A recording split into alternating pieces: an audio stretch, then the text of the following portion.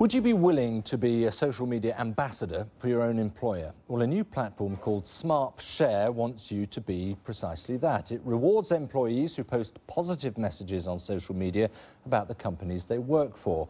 Is this going to help companies promote their product, or does the reward incentive for employees rather devalue the brand? Well, those sort of questions we're going to be asking now of Smarp's co-founder and CEO, Roope Heinilä, who's with me now, and branding expert Jonathan Gabai. Thank you both for coming in. Roope, just explain a little bit more how does this actually work? Because it's up and running, isn't it? Yeah, but employees have always been talking about their work. The difference is before they were able to tell 5 people at a cafe, now they're able to tell hundreds with the click of a button. How it works is that employees who want to participate are able to participate, know that it's safe to participate. A couple of years ago, companies were still blocking social media at work, telling their employees that social media and work don't mix at all. That's now changing. Right, but your point would be you are getting the companies to buy into this and then allow their employees to do it rather than individuals going off willy-nilly. Exactly. So, especially in some service industries that are regulated, it is important that the company can retain overall control of the content. But we do want to encourage employees to participate, tell in their own words about what it is like to work for the company, if they want to do so. Right. Interesting you say companies maintain overall control. Jonathan, I just wonder what you make of this as an idea. You know, the first thing that comes into my mind when I hear about this one is putting the fox in the chicken coop.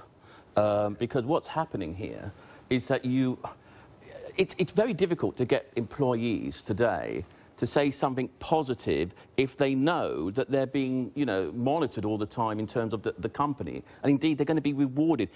I don't like it. It leaves a very bad taste in my mouth. But is that coming from a slightly cynical perspective? No, it's coming from a... There are loads of people who really do love what their company does. I'm not saying that they should. No, I'm not saying that they should. They don't love their companies and all the rest of it. Good luck to them. I mean, hey, we've got some great companies out there. But it's not about that. It's from a brand psychology point of view. It's just saying, look, if you're going to say something nice about me, I'm going to reward you. Now, if I said that, forget about... You're sticking with the rewards. Actually, half of our client companies don't use rewards at all. Most of their employees want to participate.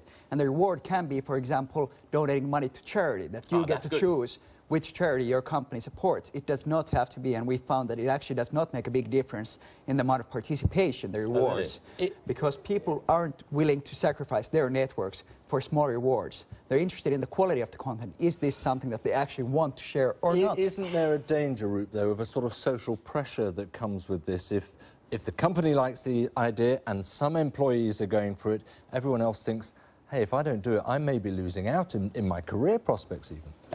Well, of course, being an ambassador for your company is of business benefit to the company, but it is of benefit to you also individually. For example, if we think about LinkedIn, you're not going to LinkedIn to post your skiing photos. You're going there to post professional content. Same with Twitter. That's kind of a mix of personal and professional. Facebook, then again, is more personal. But in this case, for example, posting on LinkedIn about your work, you're actually increasing your own professional brand. You're increasing the value of you as a professional. Yeah, but you mentioned LinkedIn there, okay? But LinkedIn, you just said your own professional brand. Let's take the actual employee, him or herself, okay? And that's what LinkedIn is about. It's about promoting their own personal professional brand.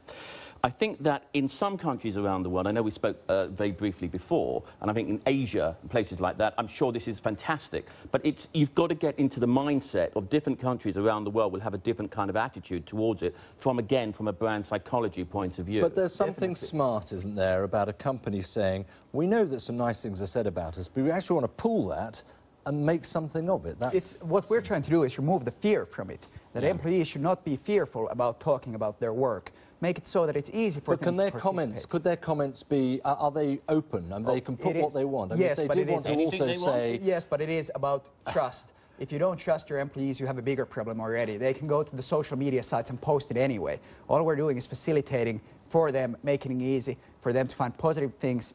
Could they say on the site, I like my company, but I tell you what, today I've had a pig of a day. I'm not happy with this. I'm not happy with that. They would not be using our service for that. They'd just be going to social media to do that. I suspect that, Jonathan, is the problem you have, because if it's not, I suppose we would say authentic. Isn't that the word today in social media? It is. It's got to feel authentic. It is, and we do encourage all employees to add their own comments. For example, if there is a product promotion to add, how were they involved with the creation of this product? If they were on the product development team, tell their friends that, hey, I took part in this, doing this. Okay, so from the point of view of an e-newsletter, if you wish, yeah, and also case studies, yeah, it's fantastic. And a lot of my clients in PR, I will actually recommend them that they use it. However, if it's going to be as a social networking sort of thing, you said it yourself, you know, they would go to another place because they wouldn't use your particular facility because I just don't think that people would honestly say